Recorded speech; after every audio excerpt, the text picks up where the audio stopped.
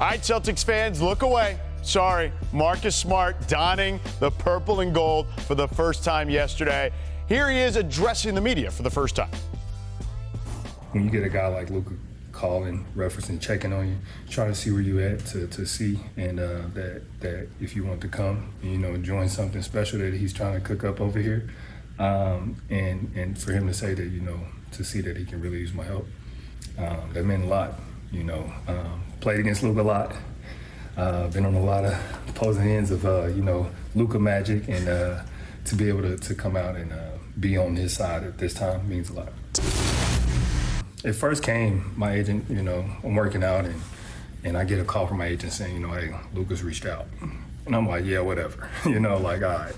And then another day, same thing, Luka reached out again. And now it's real, it's no longer what ifs. It's real, and it's something we need to talk about. And that was a great feeling, like I said, and that's kind of what got the things going for me to be here, and I'm excited to be here. So there he is, Marcus Smart. George Sedano in for Malika Andrews today alongside Dave McMenamin, David Dennis Jr., and NBA champ, our guy, Kendrick Perkins. So, Dave, you shot that video that we just saw. Luka playing a pretty big role as a recruiter in the Marcus Smart situation. New look for him. So what does that tell you? Well, first of all, let's talk about the guy he's talking about, Luka Doncic. There was ownership by Luka of this offseason to stamp down that he wants to be part of the Lakers moving forward, and he wants others to join him. So he makes calls to DeAndre Ayton, the guy who came into the draft with him as the #1 pick. Now he's the center for the Lakers. Makes calls to Marcus Smart. Needs to fill the point of attack defender spot that Dorian Finney-Smith occupied last year. He now plays for the Houston Rockets. Gets Marcus Smart to come. And I think as we look forward, we look at that August 2nd date when the Lakers can offer an extension to Luka Doncic worth 4 years, $222 million, up to that figure. And I would say, if you're a Laker fan, you shouldn't have any worry about Luka coming to some sort of an extension or agreement with the Lakers, which means he won't just be a Laker for next season, won't just be a Laker for the season after that. I think at a minimum, we're talking about a 3-year extension. Perk?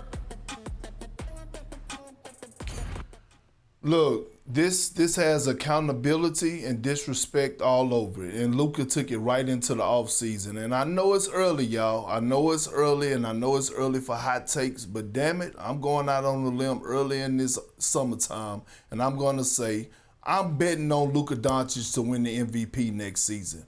This is the type of commitment that I want to see from a great player like Luka. I want to see the videos of him working out. I want to see that he's taking accountability for his losing weight and getting in shape. I want to see him being committed to the organization and to his franchise and to his head coach by reaching out and getting players around him. You talk about getting DeAndre Ayton, they got him, right, a center that he needed. They also went and got a guy, Marcus Smart, who they haven't had a primary defender like that on the wing since Alex Caruso. And now all of a sudden, Luka is saying, I'm ready for this season. I took the disrespect from last season with the Mavs trading me. I'm holding myself accountable. And all the greats in the history of greats have went through some type of adversity or went through some type of thing throughout their career where they had to have an accountability part, and we're seeing that through Luka right now.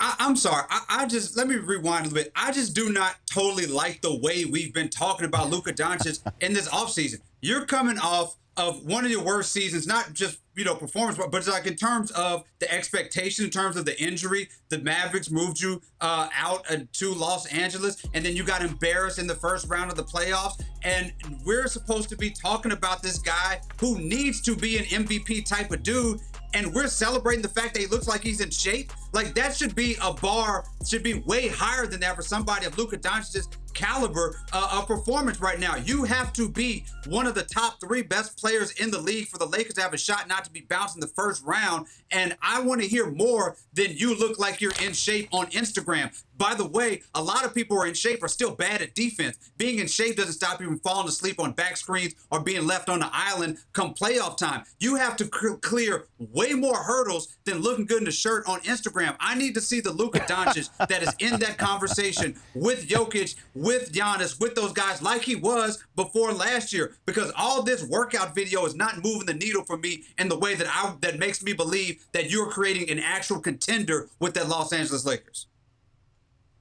Well, David, did you keep the same energy with Nikola Jokic? Because Nikola Jokic had to go through a stage of his career where he had to get in shape before he had to lose weight and get in shape before he hit a stage to go win a championship. Giannis Antetokounmpo had to put on 50 pounds and work on his body before he went and got to the mountaintop. Steph Curry had to go bust his ass and put on weight and size before he got to the mountaintop. All the greats that have accomplished a goal had to reach some type of adversity. Hell, LeBron James had to leave Cleveland and go to Miami to learn the recipe and to learn how to learn to reach the mountaintop. Michael Jordan, he took his bumps and bruises against the bad boy Pistons in the Celtics and had to get in the weight room before he reached the mountaintop. This is nothing new. Like, guys hit this as young players that hit the ground running when they come into the league. They hit their head on the wall every now and then all of a sudden they have to bounce back. I watched Jokic go full 48 and not worried about if he's going to tire out. He's gone 7 games and done and pushed teams to that limit. These are not things that I worry about. When we're talking about LeBron's, Curry's, Giannis's, people like that, I do not worry about if they're in shape at the beginning of the season. I don't need to be worrying about somebody like Luka Doncic. David, I agree with you defensively. He's need to show the commitment. But think about being in shape. He's been a pro basketball player since he's 15 years old. Last year, he missed 7 weeks with the calf injury. It's the longest he hadn't played basketball in 10-plus years as a pro. So his body fell out of shape. The important thing is he's responded to it, worked on his diet, worked on his off-season conditioning, and you should get a better version of him. You have to allow for him dealing with an injury that no other guy, that he's never dealt with before. You know what, David? You're also missing this. And it's been a couple years since we had this with Perk. His favorite mocktail is that skinny Luka, and we're getting it this summer. He's going to be drinking a lot of skinny Luka mocktails. Big Perk is going to have those ready. All right, with Marcus Smart now in the lineup, the Lakers get some much-needed depth. So, Perk, I hear something caught your eye. I'm Kendrick Perkins, better known as Big Perk, and nothing gets past me. Freeze! Just when you thought it did get past me, there I am. I spy a problem. I spy it all. Carry the hell on.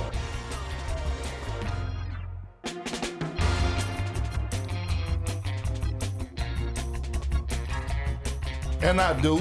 And you know, we have this term in my neighborhood. That game recognized game. And Luka recognized game because he's played against Marcus Smart. Marcus Smart and him has battled a lot through his young career, and he knows what it feels like to battle a former Defensive Player of the Year. This is Luka's spot against anybody else in the NBA. I want you to look, this low post area right here. Look at Marcus Smart being able to take the contact, being able to hold his ground without fouling, and make Luka take a tough contested shot. Here you go again. Marcus Smart being the pest that he is, making Luka uncomfortable, forcing him to a tough contested 2-point shot. Luka saying, I know what this guy's gonna bring. I know the tenacity that he has. In Marcus Smart, in Luka's career, against Marcus Smart, he has shot 29.7% when Marcus Smart is the closest defender. Again, game recognized game. It's a reason Luka hopped his ass on that telephone to call Marcus Smart, because he know what he's going to bring to the table. Yeah, I don't think there's any question about that. I think Marcus Smart is excited. But, Dave, you kind of alluded to it earlier. How much of an impact can Smart have? Considering, look, he hasn't played 60-plus games in 3 seasons. Which is a great point to point out, George. But obviously he wasn't in the best situations in Memphis because of the injuries they suffered as a total team, and in Washington. I don't even want to call them Washington. He was with the Washington Izzards. You can't use the no W. Yeah. They weren't trying to win. So he was so excited to be in the Lakers facility yesterday. It was like he got a new lease on life. He's back in a winning situation. Yeah, he's on the other side of the Celtics-Lakers rivalry, of course, but he recognizes that both those franchises play to win perennially. And I think just that kind of effervescent attitude will do a lot for this group. He looks at it like, we got a chance. I asked him, the West is stacked. Yeah. And he said, well, I would stack us up against anybody else in the West. We have no ceiling. That, to me, that energy, that confidence will do a lot. Getting this ball rolling in the right direction from day one of training camp. Yeah, listen, I had Marcus Smart on the radio show on 710 ESPN here in L.A., and I asked him about that Wizards situation specifically. Izzards, sorry. He talked about the finger being a real issue, obviously, but I asked him, look, sometimes these teams in their situation, they want to play the young guys and make sure that those guys get some run. And he kind of laughed a little and says, yeah, you know, it's a different circumstance when you're playing on a team like that. So anyway, all right, Marcus Smart isn't the only guy to play for both the Celtics and the Lakers. Shaq is an all-time Lakers great, winning 3 titles, 3 finals MVPs, and a regular season MVP in L.A. He also played his final 37 games of his career for Boston and going for 9-5 in that stretch. Then Rajon Rondo, one of 2 players to win titles with both the Celtics and the Lakers, joining Clyde Lovellette.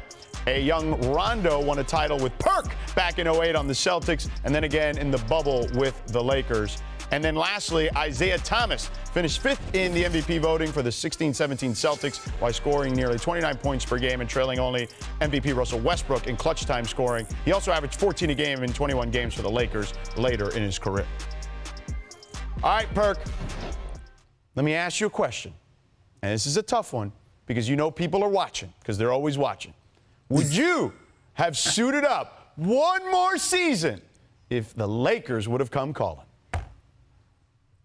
You damn right I would have. You damn right. Especially for the vet minimum, suit me up. And I would have did my role to the T. And that's sitting on the bench and being the extension of whatever coach they had at the time. You damn right I would have suited up for the Lakers. All right, fair enough, Perk. I love it. You keep it 100 all the time. I'm on fire.